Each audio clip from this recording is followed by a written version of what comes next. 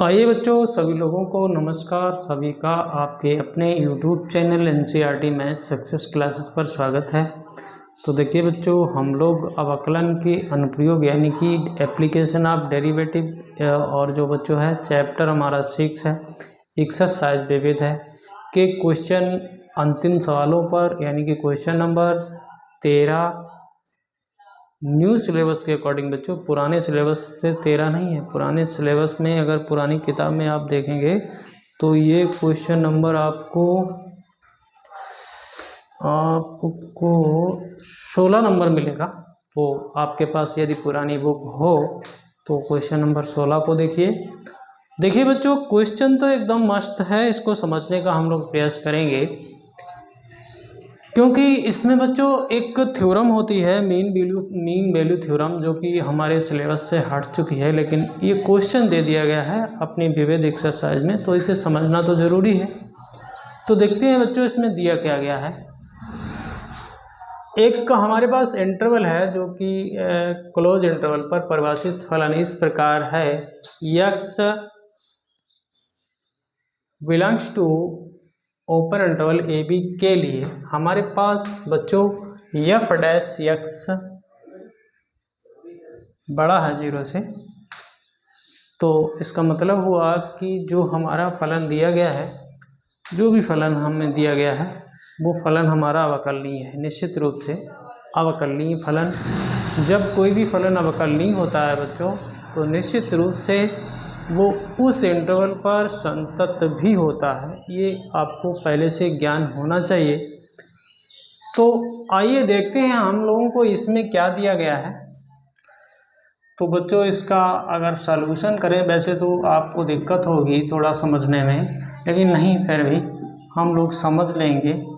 बच्चों क्या दिया है कि आपका अंतराल ये है, और बच्चों इसी में आपको ये दिया गया है कि x belongs to a, b open interval पर हमारा फलन अवकलनीय है। यानी कि कुछ 0 से बड़ा है, यानी कि कुछ ना कुछ तो फंक्शन का अवकलन करने पर आ रहा है, तो अवकलनीय तो है। तो ये निश्चित होता है कि जब भी कोई फलन हमारा अवकलनीय होता है, लिख देंगे थोड़ा सा, जब हमारा फलन अवकलनीय है, तो फिर निश्चित रूप से हमारा फलन, तो देखिए आप अपनी भाषा बनाइए, तो फिर निश्चित रूप से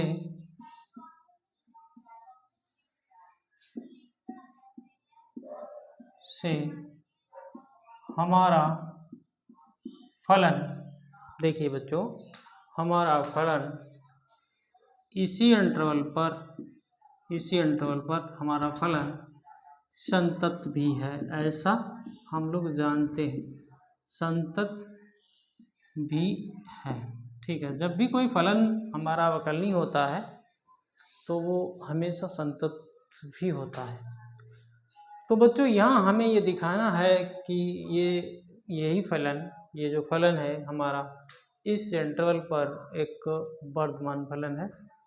तो अब बच्चों आपको थोड़ा सा पीछे जाना होगा, यानी कि संतत एवं अवकलनीयता चैप्टर में आपके पास एक मीन वैल्यू थ्योरम है, उसके थ्रू हम लोग यहाँ सिद्ध करेंगे। देखिए थोड़ा सा हम लोग यहाँ पर एक ऐसा मान लेते हैं, वहाँ ए बी माना जाता है, यहाँ पर हम लोग ऐसा मान लेते हैं x1, x2 बिलोंग्स टू, क्या करेंगे, x1, x2 बिलोंग्स टू इसी इंटरवल में, और बच्चों और देखिए, और हमारा x2 बड़ा है x1 से।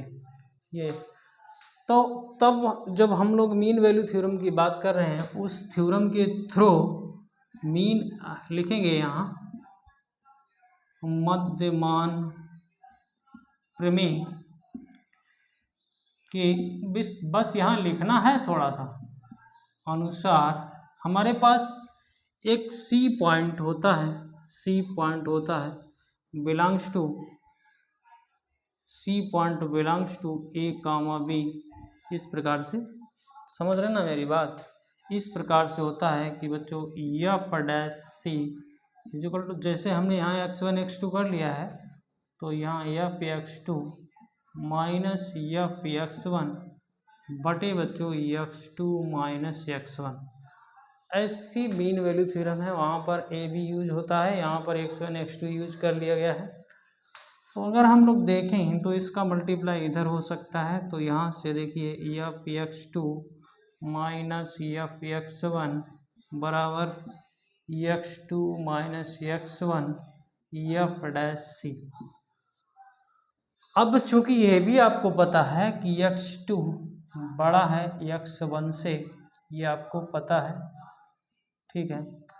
तो आप समझिए मेरी बात को, यहाँ से थोड़ा सा आपको दिक्कत होगी, F x2 minus f x1, ठीक है बच्चों, ये ऑटोमेटिक बड़ा रहेगा 0 से, ठीक है। और आपको ये भी दिया है एफ डैश एक्स बड़ा है 0 से। तो अगर इससे हम थोड़ा सा अपना सलूशन निकालें तो देखिए ये निकलेगा एफ x2 बड़ा है एफ x1 से। तो बस बच्चों आपको यही दिखाना था। तो इसका मतलब हुआ कि हम लोग कह सकते हैं कि हमारा फलन ए कामा बी ओपन इंटरवल पर एक वर्धमान फलन है, वर्धमान फलन है। आपने इंक्रीजिंग फंक्शन की परिभाषा को पढ़ा ही होगा एक्सरसाइज 6.2 में, वहाँ से आप जाकर देख सकते हैं कि फलन हमारा इस अंतराल पर, ओपन अंतराल पर एक वर्धमान फलन है। तो इस सवाल में ज़्यादा तो कुछ था नहीं, आपको थोड़ा सा समझने में दिक्कत हो रही होगी। यदि आप मीन वैल्यू थ्योरम को समझे होंगे तो फिर आपको कोई प्रॉब्लम नहीं है। तो इस प्रकार से बच्चों ये क्वेश्चन नंबर 13 हम लोगों ने सिंपल भाषा में, ज़्यादा इधर उधर न जाके समझ लिया है। तो आप भी इसे समझते रहिएगा और हमारे चैनल को सब्सक्राइब कीजिए और बेल आइकन को प्रेस कीजिए, ऑल पर सेट कीजिए, ताकि हमारे वीडियो का नोटिफिकेशन आपको मिलता रहे। साथ ही बच्चों हमारे इस वीडियो को आगे शेयर भी कीजिए। आप लोगों से निवेदन है कि आप वीडियो को पूरा देखेंगे और सवाल को समझेंगे, गणित की प्रैक्टिस करेंगे, अच्छे नंबर लाएंगे, ऐसी हमारी आशा है। धन्यवाद। जय हिंद, जय भारत।